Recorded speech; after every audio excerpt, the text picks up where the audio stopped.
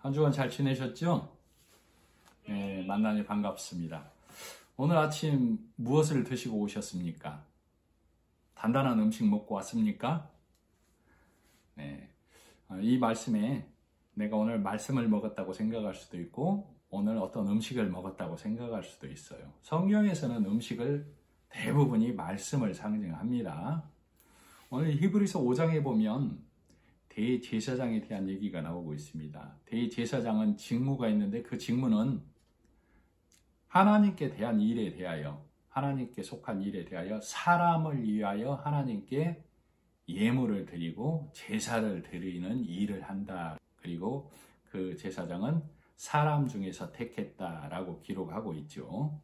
그래서 그 제사장은 2절에 보면 그가 무식하고 미혹된 자들을 능히 용납할 수 있는 것은 자기도 연약에 휩싸여 있음이라. 그러니까 제사장도 사람 중에서 택하였기 때문에 여기서 무식하고 미혹됐다는 얘기는 무지하단 말인데 이 무지는 세상의 무지를 말하는 것이 아니라 하나님을 아는 일에 있어서 무지하다.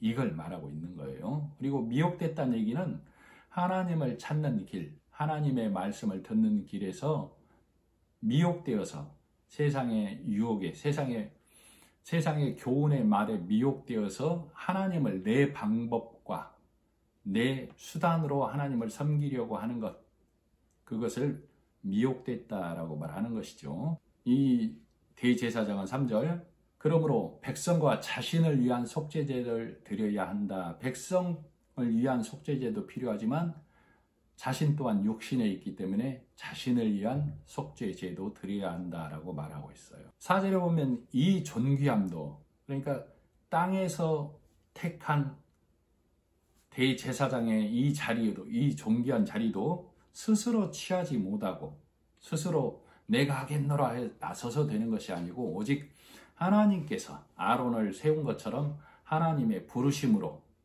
하나님이 세우신 자라야 가능하다 이렇게 말하고 있는 것이죠. 그래서 나 스스로 될 수 없다라는 것을 말하고 있어요. 출애굽기 28장에도 보면 하나님께서 모세에게 명령하셨고 모세가 그 형 아론과 그의 아들들로 제사장 직분을 행하게 한 것이죠. 그래서 5절 보면 5절 또한 이와 같이 그리스도께서 대제사장이 되심도 스스로 영광을 취하심이 아니요 오직 말씀하신 이가 그에게 이르시되. 그러니까 땅의 제사장도 스스로 한 것이 아니고 하나님의 제사장인 예수 그리스도도 스스로 하심이 아니요 하나님께서 5절에 보면 너는 내 아들이니 내가 오늘 너를 낳았다라고 말씀하고 계시죠. 그러니까 하나님께서 예수 그리스도를 하늘의 대제사장으로 세우셨다를 말하고 있는 거예요. 그래서 땅의 제사장도 예수님이 대제사장 되심도 스스로 한 것이 아니요 하나님께서 택하시고 세우셨다라는 것을 말씀하고 계시죠. 그래서 예수님 십자가 이전의 제사장과 예수님 십자가 이후의 제사장으로 나뉘는 것입니다. 십자가의 일 이후로는 예수 그리스도의 반차, 예수 그리스도의 계율에 따라 말씀을 믿음으로 믿는 자는 모두 예수 그리스도의 반차에 따라 제사장이 된다라고 말하고 있어요. 그래서 예수님을 믿는 우리 또한 나 스스로 제사장이 되는 것이 아니고 예수님이 하신 일을 믿음으로 예수님 안에서 하나님의 택하심으로 세워진다라는 것을 알 수 있는 것이죠. 그러니까 내가 정통이다라고 해서 정통인 것이 아니고 하나님의 길을 가는 자, 진리의 말씀을 듣는 자만이 정통이다라는 것을 우리는 알 수 있죠. 그래서 정통, 바른 계통은 예수 그리스도를 온전하게 말하는가, 예수 그리스도를 온전하게 전하는가, 그가 하나님의 특정한 자, 즉 하나님의 택한 자, 믿는 자는 모두 예수 그리스도 반열에 든 제사장이 되어서 말씀을 증거하고 전하는 자가 되어야 한다라는 것을 우리가 알 수 있는 것이죠. 6절에 보면 또한 이와 같이 다른 데서 말씀하시되 내가 영원히 멜기세덱의 반차를 따르는 제사장이라 하셨으니 우리 히브리서 지금 5장 있고 6장, 7장에 보면 이 멜기세덱에 관한 얘기가 많이 나옵니다. 그리고 시편 110편 4절에 보면 여호와는 맹세하고 변치 아니하시리라 이르시기를 너는 멜기세덱의 반차를 쫓아 영원한 제사장이라 하셨도다. 그러니까 하나님께서 예수님에게 멜기세덱의 반차를 따라 영원한 제사장이다 라고 말씀을 해주신 것이죠. 그럼 이 멜기세덱이 누구인가? 멜기세덱은 영원한 대제사장인데 창세기 14장에 보면 아브라함이 조카 롯을 구해오는 장면이 나옵니다. 그때 아브라함이 집에서 길리온 종 318명을 데리고 가서 적을 쳐부수고 롯을 데려오는 일이 있죠.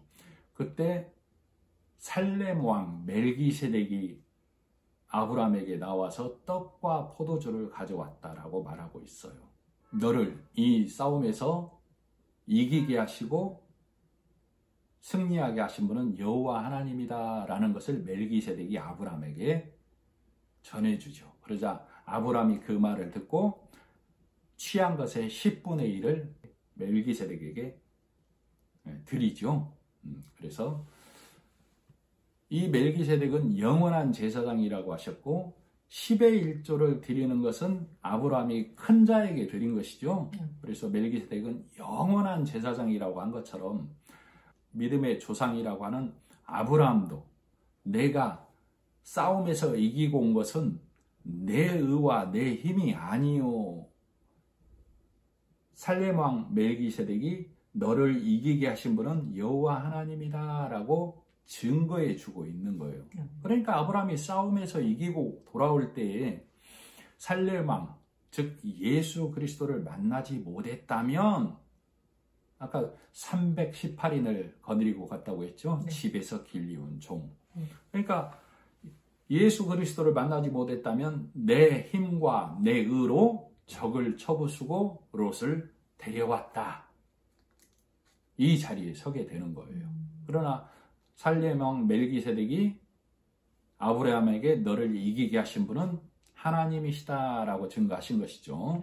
그러니까 우리도 내가 하나님의 나라에 가는 것은 내 힘과 내 공로와 내 열심이 아니요. 즉 네가 수고하고 애써서 318인의 종을 거느리고 하늘나라에 가는 것이 아니야. 하나님의 이끄심과 인도하심으로 예수 그리스도의 은혜 안으로 들어옴으로 네가 천국에 갈 수 있다라는 것을 상징하고 있는 것이죠. 아브라함이 내 힘으로 적을 쳐부순 것이 아닌 것을 깨닫게 하신 분은 예수 그리스도시다라는 것을 우리가 알 수 있는 것이죠. 자, 7절. 그는 육체에 계실 때에 자기를 죽음에서 능히 구원하실 이에게 심한 통곡과 눈물로 간구와 소원을 올렸고 그의 경건하심으로 말미암아 들으심을 얻었느니라. 그러니까 예수님께서는 하나님의 아들이시고 대제사장이셨고 이 땅에 오셔서 모든 일을 행하셨지만 육체에 계실 때에 예수님도 육체에 계실 때는 연약함에 휩싸여 있으므로 예수님께서도 우리의 연약함을 동정하시고 아시기 위하여 육신의 몸을 입고 오셨었죠. 네. 그래서 본인을 위하여도 아까 아론이 대제사장이었을 때 백성의 허물과 죄를 위해서도 하나님께 제사를 드리지만 본인을 위하여서도 제사를 드려야 한다고 한 것처럼 예수님 자신도 육신을 힘이 입고 오셨기 때문에 예수님 자신도 하나님께 간구함으로 하나님께 은혜를 입어야만 하는 것이죠. 그래서 예수님은 하나님께 눈물과 간구와 소원을 올렸다라고 말하고 있어요. 그러나 예수님께서는 죄가 없으신 분이죠. 그래서 7절에 보면 7절 후반부 그의 경건하심으로 말미암아 들으심을 얻었느니라. 그러니까 예수님은 죄가 없으신 분이기에 하나님께서 그 간구를 들으심이 된 거예요. 그것을 그의 예수님의 경건하심이라고 말하는 거예요. 그러니까 하나님께 기도를 하고 간구를 해서 하나님의 들으심이 되고 하나님께 기도가 상달되는 것은 예수님이다. 이걸 우리로 알게 하시는 것이죠. 그래서 예수님께서는 마태복음 26장, 마가복음 14장에 보면 예수님께서 감남산의 겟셋마네 동산에서 기도를 하셨던 것이죠. 누가복음 22장 42절로 44절에 어떻게 기록이 되어 있냐면 가라사대 내 아버지여 만일 할만하시거든 만일 아버지의 뜻이거든 이 잔을 내게서 옮기시옵소서. 그러나 내 원대로 마옵시고 아버지의 원대로 되기를 원하나이다. 예수께서 힘쓰고 애써 더욱 간절히 기도하시니 땀이 땅에 떨어지고 핏방울같이 되었더라. 그러니까 예수님께서도 육신을 입고 있어서 그 육신이 연약함으로 하나님께 기도를 드렸지만 내 뜻대로 마옵시고 아버지가 보내신 뜻대로 되기를 원하나이다 하고 기도를 했는데 그 기도할 때 예수님이 힘쓰고 애써 더욱 간절히 기도하시니 땀이 땅에 떨어지는 핏방울같이 되었더라 이렇게 말씀하고 계시죠. 예수님이 일하신 것은 지금 이 장면은 기도하는 장면인데 예수님이 이 기도하는 원 모형은 십자가에서 죽고 사심의 일을 위하여 기도한 것이죠. 내가 죽고 삶으로 하나님이 보내신 내가 어린 양으로 죽고 삶으로 인해서 하나님의 백성들이 다 건져지는 일이 하나님께 드려짐 되기를 원합니다 라고 땀이 핏방울이 되도록 기도한 것이죠. 그러니까 예수님께서 흘리신 그 땀은 피를 상징하는 거예요. 그 땀이 땅에 떨어짐으로 땅은 육신을 갖고 있는 우리를 말합니다. 예수님이 기도하고 십자가에서 흘리신 그 땀은 핏방울이고 그 보혈의 피가 땅인 육인 피 끓인 나에게 들어옴으로 내가 나음과 하나님께 나갈 예수님 안에서 하나님께 나갈 힘을 얻게 되었다는 것을 말하는 것이죠. 그러니까 예수님의 일하심은 십자가의 일하심이고 그 십자가의 일하심은 피 흘리심인데 우리로 알아듣도록 예수님의 피 흘리심은 그것을 예수님의 일이라고 하는데 노동에는 땀이 나는 것이죠. 그것을 예수님의 핏방울을 땀으로 상징적으로 기록을 해 놓은 것인데 우리 육신은 내가 하나님 앞에 우리는 경건한 자가 없어요. 아까 예수님의 경건하심으로 하나님께 기도가 들으심되었다고 했죠. 우리 육은 경건함이 없기 때문에 우리가 설사 내가 하나님 앞에 땀을 흘리고 더 나아가 핏방울을 흘려도 그것은 한낱 땀에 그치고 만다. 이 땅에서 수고하고 애씀이 될 수밖에 없다라는 것을 말하고 있는 거예요. 그러니까 우리는 예수님의 일하심 안으로 들어가야만 하나님 앞에 예수 안에서 들이심 될 수 있다라는 것을 깨달아야만 한다는 것이죠. 그래서 내가 하나님께 할 수 있는 유일한 것은 예수님이 십자가의 일하심으로 그 피가 말씀으로 내 안에 있나이다가 하나님께 우리가 올려드리는 내 안에 최고의 찬양이고 내 안에 예수님을 하나님께 드리는 것입니다. 8절 그가 아들이시면서도 받으신 고난으로 순종함을 배워서 아들이면 따로 유업을 얻기 위해서 따로 할 일이 없죠. 아들은 자동적으로 승계가 되는 것이죠.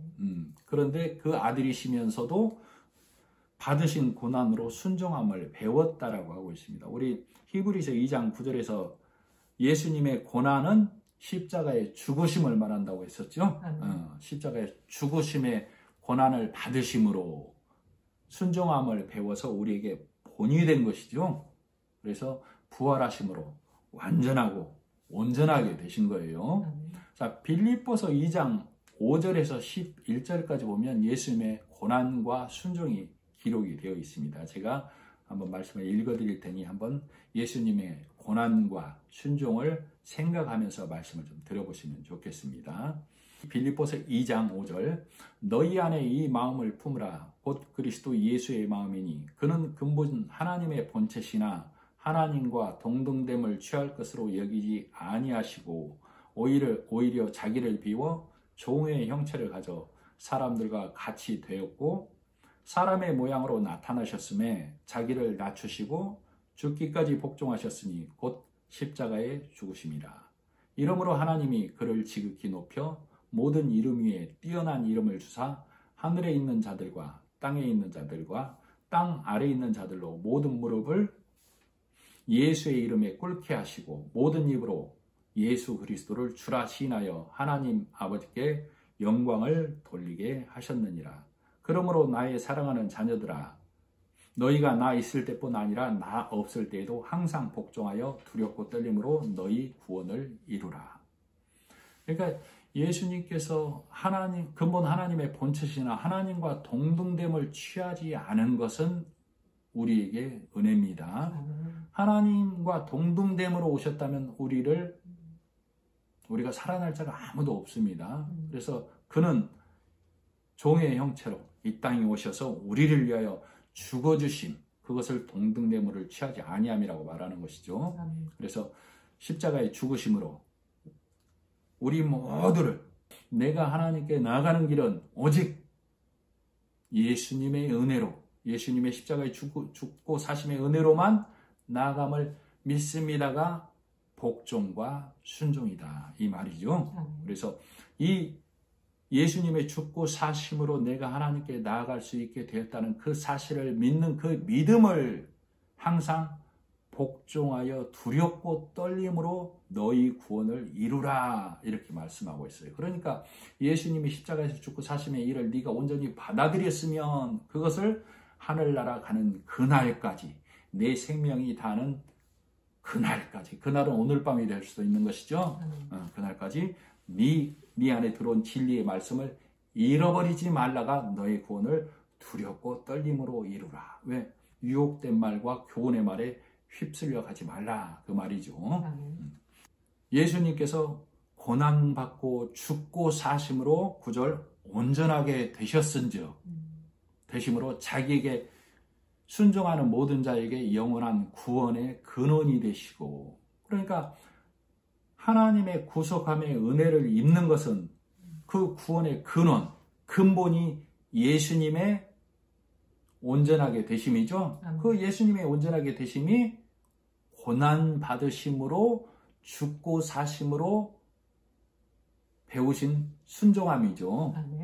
그러니까 내가 하나님 앞에 나아가는 길은 내가 고난받고 내가 그 일을 행해서가 아니고 경건하신 예수님이 이 땅에 오셔서 예수님이 모든 일을 행하심으로 온전하게 됨으로 그것을 믿는 모든 자들을 구원하는 일을 해놓은 것을 내가 믿는 것을 순종한다라고 그러는 거예요. 그래서 성경은 순종이 제사보다 낫다라고 그러는 것이죠. 그 순종은 예수님이 하신 일을 온전히 받아들이는 거예요. 예수님이 하신 일은 십자가에서 죽고 사심으로 우리를 구원해 내신 그 사실을 나는 믿는 겁니다. 그래서 하나님 앞에 온전코자 하는 모든 자들을 예수 그리스도 진리의 말씀을 들음으로, 믿음으로 그가 우리 구원의 근원이시구나 하는 것을 온전히 믿고 깨닫는 자를 모두 다 예수 그리스도의 반열에 들게 해놨다가 오늘 성경의 말씀이에요. 10절 하나님께 멜기세덱의 반차를 따른 대제사장이라 칭함을 받으셨느니라. 멜기세덱은 영원한 대제사장이라고 하셨죠. 창세기 14장에 보면은 살렘 왕 멜기세덱, 살렘은 평강을 말하죠. 평강의 왕은 예수님밖에 없습니다. 하나님과 우리 사이에 평강을 주시는 분은 예수님밖에 없어요. 그러니까 멜기세덱의 반열의 제사장이라 칭하심을 받으셨다라고 말하고 있어요. 자, 아론의 반차에 든 제사장 하면 아론이 포함이 되는 거예요. 그러니까 멜기세덱의 반차에 든 예수님 하면 예수님도 예수님의 반차에 든 것이죠. 그걸 말하는 겁니다. 그래서 10절에 보면 하나님께서 멜기세덱의 반차를 따른 대제사장이라 칭함을 받으셨느니라. 하나님께, 예수님이. 우리가 유한한 땅의 제사장은 늘 생명이 닿으면 죽고 다른 사람이 그 직을 승계하게 되죠. 그것을 아론의 계율이라고 하죠. 그러나 이 한정된 제사장의 직분을 영원하신 분으로 제사장이 바뀐 것처럼 예물도 짐승도 영원한 것으로 바뀌는 것이죠. 아멘. 그래서 제사장도 짐승도 만일에 예수님 오시기 전에 이 사람에게서 택한 제사장도 짐승으로 드리는 예물도 무후마다면, 그것이 흠이 없다라면 바뀔 일도 없고 예수님이 오실 일도 없는 것이죠. 그러나 그것은 흠이 있고 한정된 것이기에 죽지 않고 영원하신 제사장이신 변함없는 영원하신 예수님이 제사장으로 영원한 제물로 이 땅에 오신 거예요. 그래서 자기에게 속한 모든 자를 예수님이 영원하신 것처럼 자기를 믿는 그 반열에, 믿음으로 그 반열에 들어간 모든 이들을 영원한 하늘나라 가기까지 영원한 제사장이 되게 해 주신 것을 성경은 말하고 있는 겁니다. 11절 멜기세덱에 관하여는 우리가 할 말이 많으나 너희가 듣는 것이 둔함으로 설명하기 어려우니라. 지금 멜기세덱에 관하여 할 말이 많으나 너희가 듣는 것이 둔함으로 설명하기 어렵다라고 하고 있어요. 그러면 듣는 것이 둔한 것이 무엇이냐? 12절에 보면 너희가 때가 오래되었으므로 너희가 마땅히 선생이 되어야 할 터인데 젖이나 먹어야 할 자가 되었다. 그러니까 즉 너희가 젖을 먹고 있는 율법과 사람의 교훈에 매여서 행하고 지키면 하나님께 드림이 될 수 있다. 여기에 머물러 있기 때문에 멜기세덱에 관하여 예수 그리스도에 관하여 완전한 말씀을 너에게 설명하기가 매우 어렵다라고 말씀을 하고 있는 거예요. 성경에서 단단한 음식은 장성한 자의 분량이라고 하죠. 12절에 보면 때가 오래되었으므로 너희가 마땅히 선생이 되었을 터인데 너희가 다시 하나님의 말씀의 초보에 대하여 누구에게 가르침을 받아야 할 처지이니 단단한 음식은 못 먹고 젖이나 먹어야 할 자가 되었도다. 단단한 음식은 장성한 자의 것인데 그것은 의의 말씀이죠. 의의 말씀은 예수님이 십자가에 죽고 사심으로 우리 모두가 예수님 안에 영원하신 멜기세덱의 반차인 예수님 안에 영원한 제사장 그 반열에 속함으로 우리 또한 하나님께 예배드리고 하나님을 노래 부르고 하나님을 증거할 수 있는 자가 되었다라는 것을 설명을 해줘야 되는데 이 말씀보다 너희가 뭘 더 좋아하느냐? 너를 쳐서 드려라. 너의 선함을 드려라. 너의 열심을 드려라. 이것을 더 좋아하는 것을 젖을 먹는다라고 해요. 그러니까 젖을 먹는 자에게 예수 그리스도를 멜기세덱을 설명해 주면 너희가 알아듣겠느냐. 그래서 설명하기 어렵다라고 말하고 있는 거예요. 그래서 젖을 먹는다는 얘기는 아직도 바리새인의 율법에 유대인의 전통에 매여서 율법과 계명, 모세의 매인자, 세례 요한의 매인자, 즉 너희가 아직도 악의에 머물러 있다라고 말하는 거예요. 그래서 오래되었으므로 선생이 되어서 가르쳐야 되는데 선생은 예수님을 가르쳐야 되고 십자가를 가르쳐야 되고 진리의 말씀을 가르쳐야 된다는 말이에요. 그런데도 교회에서 여전히 선생은 선생인데 소경된 선생, 소경이 소경을 인도하면 둘 다 구덩이에 빠진다라고 그랬죠. 여전히 선생이라고 하는데 소경에 대해서 율법과 계명을 가르치고 있다 그 말이에요. 그래서 성경에서 소경은 원시치 못한 자를 소경이라고 그런다라고 그랬죠. 원시치 못한 자는 멀리 보지 못하고 가까운 것을 보는 자만 소경이라고 그래요. 가까운 것은 이 땅을 말합니다. 성경에서. 멀리는 하나님 나라를 말해요. 그러니까 이 땅에서 행하고 지킬 것만 가르치고 먹고 배우는 자를 소경된 자라고 그러는 거예요. 멀리 보는 자는 하나님 나라를 보는 것이죠. 예수님이 십자가에 죽고 사심으로 모든 것을 이루시고 하나님께 들으심돼서 하나님 우편에 앉아 계시다는 것을 보고 가르치는 자를 선생된 자라고 그러는 겁니다. 자, 우리 고린도전서 3장 4절을 보면 나는 바울에게 배웠다. 나는 아볼로에게 배웠다 하는 말이 있어요. 자, 잘하게 하시고 깨닫게 하시는 분은 하나님이다 라고 바울이 말하죠. 아볼로에게 배웠다. 바울에게 배웠다. 너희가 말씀은 아볼로에게 나에게 들었지만 너희를 잘하게 깨닫게 하시는 분은 성령 하나님이야. 이것을 깨닫지 못하면 너희가 아직도 육에 머물러 있다라고 말하는 거예요. 자, 사도행전 18장에 보면 아볼로가 복음을 깨닫기 전이에요. 지금 아볼로는 바울과 지금 쌍벽을 이룰 정도의 사도행전 고린도전서에서 얘기하고 있죠. 바울이 누구와 나는 아볼로에게 배웠고 나는 바울에게 배웠어. 이렇게 얘기를 한다는 말이에요. 그런데 사도행전 18장에 보면 아볼로가 말을 잘하고 성경에 능통한 자인데 요한의 세례까지만 알더라. 그래서 브루스길라와 아굴라 부부가, 브루스길라와 아굴라는 로마에서 추방령을 당해서 고린도로 온 목회자들이죠. 그들이 이 아볼로를 데려다가 복음을 완전히 설명을 해주죠. 네. 그래서 아볼로가 복음의 선자가 되어서 장성한 자가 된 거예요. 바울도 아덴에서 철학자들과 싸우고 논쟁 후에 고린도에 와서 브루스길라와 아굴라 부부를 만나서 위로와 격려를 받고 교제를 받죠. 그래서 또 새 힘을 얻었던 것을 알 수 있어요.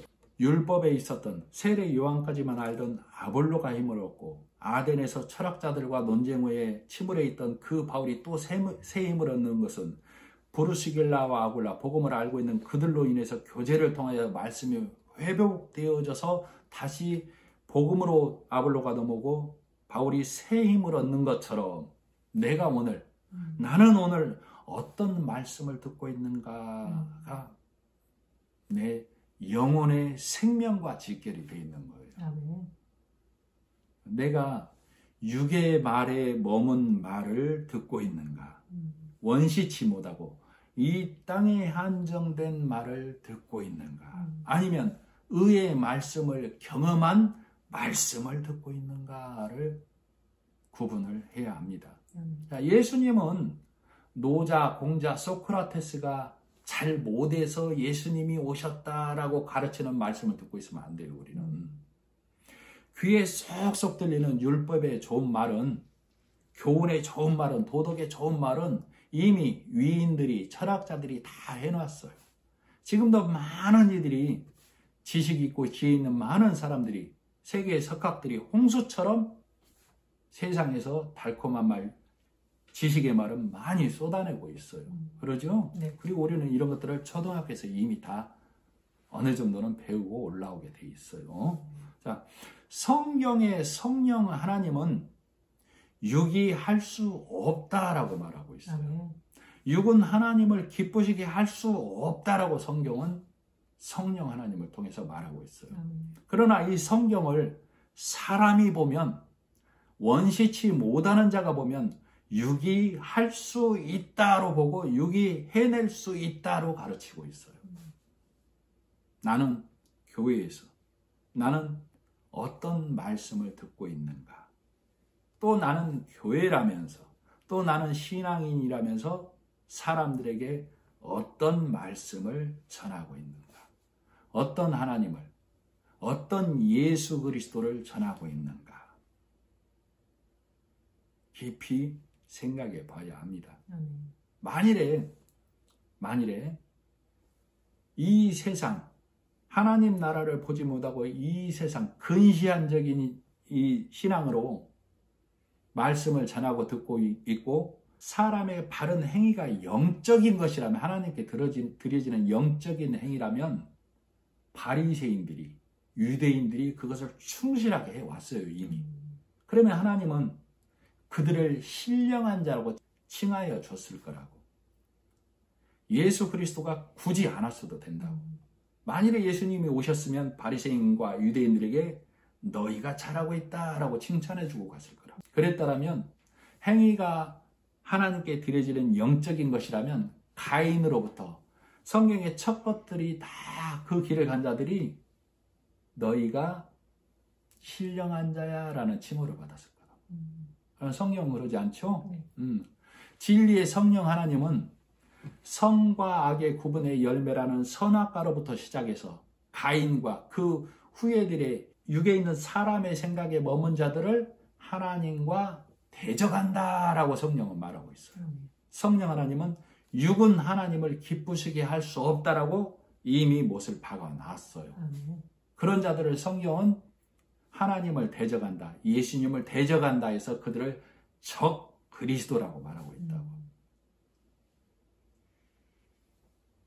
그들을 성경은 대적자라고 해요. 내가 오늘 진리의 말씀으로 예수님이 하신 일 온전히 받아들이면 순종하고 하나님께서 세우신 멜기세덱의 반차를 따른 예수 그리스도의 반열에 든 제사장으로 가는 거고, 순종하지 않고 받아들이지 아니하면 하나님을 대적하는 자, 예수 그리스도를 대적하는 자가 되는 거다 그 말이에요. 그런데도 그 후에는 바리새인의 후에, 가인의 후에, 첫 것들의 후에는 오늘날까지도 내 행위라는 바벨탑을 오늘날까지도 쌓는데 묶여있다 그 말이에요. 우리가, 그래서 그것을 쌓으면서 우리가 했노라, 내가 했노라, 내가 죽음에까지 갈 수 있노라 라고 여리고성을 쌓고 있는 것이 그 바리새인의 신앙에 매여 있는 자들의 모습이다 그 말이에요. 그래서 사람은 해 아래에서 새 것이 없죠. 놀랄 것도 없어요. 왜? 예수님 이전부터, 예수님 당시부터 오늘까지도 있는 일이라고 성경은 말하고 있다니까. 그때 바벨탑 쌓았다는 얘기가 아니라 지금도 여전히 바벨탑을 왜 쌓았다고요? 내가 하나님께 나아갈 수 있다. 우리의 탑꼭대기를 하나님께 닿게 하자 그러죠? 하나님께 닿게 하는 그 탑꼭대기는 십자가, 예수님 십자가밖에 없어요. 예수님이 죽고 사심으로만 하나님께 닿는 거라고. 역청은 예수님의 피를 상징한다고 그랬죠? 방주 안에 나무와 나무 사이에 역청을 발랐죠? 방주는 예수님의 십자가를 상징하고 십자가 사이에 예수님이 흘리신 피로 인해서 우리는 하나님께 나아가는 자예요. 그래서 그 노아의 방주에 8명이 탔다는 얘기는 새로움의 시작, 진리의 말씀을 받아들인 자만 천국에 간다를 상징적으로 나타내는 거예요. 그런데도 그것을 깨닫지 못하면 오늘날도 여전히 율법의 그 후예들은 여전히 바벨탑을 쌓고 여리고성에 앉아서 내가 하나님 앞에 부자다라고 키 큰 자로 다 남아있다고. 지금 우리는 하나님의 말씀을 먹고 하나님의 말씀을 보고 하나님을 노래하는 거예요. 그죠? 자, 그리스도인이 교회에서 하나님을 믿는다고 하는 사람들은 세상 사람들과 선행의 기재기를 하는 게 아니라니까요. 내가 더 낫다, 내 행위가 더 바르다, 그 기재기 하는 거 아니라고. 그 기재기 하면 세상 사람보다 내가 조금 크거나 같거나 작거나 할 뿐이라고. 더 나을 수도 있고 같을 수도 있고 형편없이 못할 수도 있다 그 말이에요. 그죠? 하나님은 그거에 관여하지 않는다라고. 왜? 하나님은 우리가 체질이 흙이라는 걸, 티끌이라는 걸 알고 있다니까. 돌아서면 육, 말씀 잊어버리면 육. 그래서 출애굽한 백성들이 항상 모세를 거스르고 하나님을 거스렀던 것이죠. 만일에 우리가 이 세상에서 이 행위로 크거나 작거나를 겨루어서 하나님께 나아갈 수 있다라고 하면 성경은 승리자를 바리새인, 유대인이라고 한다고 말했어요. 우리는 이것을 잊어버리면 안 된다라고. 그래서 성경의 신약의 구조가 복음서 다음에 진리의 말씀, 예수를 네가 깨달았으면 그것을 행하라 사도행전이 있죠. 그래서 사도행전 그것을 행하여야 되는데 어떻게 행하여야 한다고? 로마서라는 대전제. 육은 할 수 없다. 육은 이렇게 할 수 없다. 그것을 깨달으라고. 그래서 성경의 구조가 그렇게 되어 있는 거예요. 그런데 로마서는 읽기만 해도 복음서가 된다고. 로마서는 읽을 때는 복음서인데 행하고 지키고 하는 것은 다 율법으로 또 가버린다 그 말이에요. 그래서 누가복음 12장 20절에 이렇게 말씀하고 있죠. 어리석은 영혼아, 곡간을 크게 지은 자에게 말해요. 네 것을 오늘 밤에 취하면, 네 영혼을 오늘 너를 부르면 네가 싼 것이 네 것이 되게 되냐 그랬죠. 이 말씀이 오늘 나에게 그대로 들어와야 된다고. 만일에 내가 율법의 자리에 앉아있다면, 율법의 교회에 앉아있다면 하나님이 그러신다고. 어리석은 영혼아, 오늘 밤에 너를 부르면 네가 율법의 교회에서, 율법의 자리에서 먹고 지킨 그 말씀으로 하나님께 올 수 있을 것 같으냐가 네가 쌓은 것이 네 것이 되겠느냐 그 말이라고. 내가 쌓은 것, 내가 갖고 있는 것은 하나님의 것이 돼야 돼요. 내가 쌓은 것, 내가 갖고 있는 것이 하나님의 것이 되려면 뭐가 돼야 돼? 그것이 예수님. 예수님이 십자가에 죽고 사시만 내가 갖고 있어야 그것이 하나님의 것 되는 거예요. 아멘. 그 말을 얘기하고 있다고. 아멘. 그래서 장성한 자는 성령 하나님의 공급으로 보이지 않는 말씀을 성도에게, 형제에게 보이지 않는 말씀을 보이게 가르치고 교제하는 거예요. 아멘.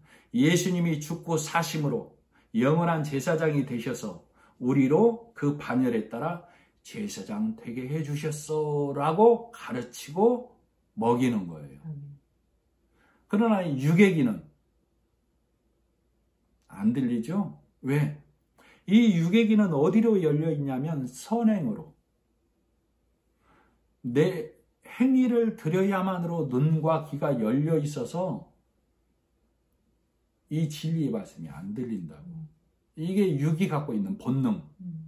육이 갖고 있는 본능은 뭐라고? 내 행위를 드려서 하나님을 기쁘게 하자가 육이 갖고 있는 본능이에요. 네. 그러나 성령은 네 본능을 거스르라고 그러죠. 네. 그것을 내가 죽노라 라고 하는 거라고. 아멘. 내가 죽고 성령이 들려주는 말씀을 듣겠다. 그래서 나는 하나님께 간구를 해야 된다고. 내 육의 귀가 닫히고 내 육의 눈이 닫히고 진리의 눈뜨게 하소서, 진리의 귀가 열리게 하소서, 성령 하나님의 음성을 듣게 하소서가 내 기도해야 된다 그 말이에요.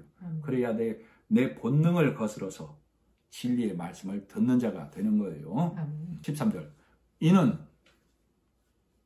젖을 먹는 자마다 어린아이니 의의 말씀을 경험하지 못한 자요. 말씀의 초보에 여전히 머물러 있다 그 얘기죠. 그런 자는 여전히 보이는 육의 도를 부르짖고 가르치고 먹이고 있는 거예요. 성경은 그들을 초등학문에 머문 자라고 얘기하는 거예요. 성경에 말하는 초등학문에 머문 자는 어린아이고 이 어린아이는 하늘나라에 갈 수 없는 거예요. 왜? 예수님이 그 길을 한 자를 더하게 해서 어른이 되게 해줘야 된다고. 근데 사람이 네 노력으로 네가 네 길을 한 자나 더 할 수 있느냐 그러죠. 네 노력으로는 장성한 자 될 수 없다 그 말이라고. 예수님의 죽고 사심으로만 우리가 십자가에 올라가야, 예수님 안에 들어가야 한 자가 큰 자, 한 자는 30.3cm죠. 장성한 자가 된다. 말씀을 깨달아야만, 예수님의 안에 들어가야만 장성한 자가 된다. 이걸 말하고 있는 거예요. 그러나 말씀의 초보에 있는 자는 내가 크다, 내가 부자다 이렇게 고집 피우고 있는 것이죠. 그걸 의의 13절 그런 자는 젖을 먹는 자, 어린아이니 의의 말씀을 경험하지 못한 자다라고 성경은 말하는 거예요. 자 14절 단단한 음식은 장성한 자의 것이니 말씀드렸지만 단단한 음식은 복음이고 예수님이고 진리의 말씀을 말하는 거예요. 그래서 선악을 분별한다. 그들은 지각을 사용하여 연단을 받아 선악을 분별하는 자들이니라. 단단한 음식을 먹는 자들이 지각을 사용해서 선악을 분별한다라고 그러죠. 성경의 용어는 항상 다릅니다. 우리가 선악은, 문자적인 선악은 초등학교에서 다 배우는 것이죠. 성경이 말하는 선은 예수님이 우리를 섬기러 오셨는데 그 섬김을 받아들이는 거예요. 예수님이 우리를 섬김을 뭘로 나타내셨죠? 우리의 발을 씻어주셨죠? 우리의 발을 씻어주신 것은 내 수고와 내 노력이 아닌 예수님의 일하심으로 천국 간다는 것을 상징하고 있는 거예요. 그래서 예수님이 우리 발을 씻어주신 거예요. 그래서 베드로가 내 발을 씻지 못하리이다 했을 때 네가 발을 씻지 아니하면 나와 상관이 없느니라 그랬죠. 상관이 없다는 얘기는 너는 내 사람 아니다, 내 안에 들어오지 못한다를 얘기하는 거예요. 성경에서는 예수님의 일하심을 받아들이는 거고, 그러면 성경의 악은 예수님이 하신 일을 거부하는 거, 불신하는 것이죠. 자, 성경에서 우리가 쾌락하면, 쾌락은 마음을 즐겁게 하는 것을 쾌락이라고 해요. 원래 성경 사전적 용어가. 자, 사전적 용어는 마음을 즐겁게 하는 것인데, 육신적으로 쾌락은 일반 사람의 육신적인 쾌락은 말초적인 거죠. 먹고 즐기는 거. 근데 성경에서 문자적인 쾌락은 내가 행함으로, 그래서 바리새인 표면적 유대인들이 쾌락에 빠져 있다고. 왜? 내가 행하고 지켜서 613가지로 행하고 지켜서 하나님을 기쁘게 해야지. 내 수고가 열심히 드러나는 것이죠. 아, 내가 하나님께 드림되었어. 내가 하나님께 금하고 있어, 절제하고 있어. 이걸 내 기쁨, 마음의 즐거움으로 갖고 있다. 그러나 진리의 말씀의 쾌락은 뭐예요? 예수님이 하신 일을 온전히 깨달음으로, 예수님이 온전히 하나님께 들이심됨으로 우리 또한 예수를 믿음으로 하나님 앞에 나아가는구나. 그래서 내 마음에 평강이 오죠? 그것을 내 마음의 즐거움. 참 성도, 참 그리스도인의 쾌락은 예수님이어야 합니다. 자, 그런데도 이것을 깨닫지 못하면 히브리서 6장 6절 한번 읽어보겠습니다. 히브리서 6장 한 장만 넘기면 시작. 타락한 자들은 다시 새롭게 하여 회개할 수 없나니 이는 그들이 하나님의 아들을 다시 십자가에 못 박아 드러내놓고 욕되게 함이라. 그러니까 예수님이 하신 일을 온전히 알고 믿지 못하면 그는 어리석어서 항상 죄가 생각나죠? 항상 죄가 생각나므로 믿는다고는 하나, 예수를 안다고는 하나, 교회를 다닌다고는 하나, 마치 구약의 제사처럼. 구약의 제사가 짐승을 드려도 제가 생각나게 하고 제가 생각나게 해서 늘 해마다 같은 제사를 드렸죠? 예수 그리스도를 믿는다고 하나 진리의 말씀을 온전히 깨닫지 못하면 항상 죄가 생각나므로 마치 예수라는 짐승을 잡아 죽이는 것과 똑같다고 지금 히브리서 6장 6절이 말하고 있는 거예요. 누가? 진리의 말씀을 깨닫지 못한 어리석은 자, 초등학문에 머문 자, 나를 들여서 나를 쳐서 복종시켜서 개선시켜서 하나님께 나아가려고 하는 자를 어리석은 자라고 하고, 그는 올라가신 예수를 다시 끌어내려서 다시 십자가에 못 박는 일을 하고 있다라고 성경은 말하고 있다고.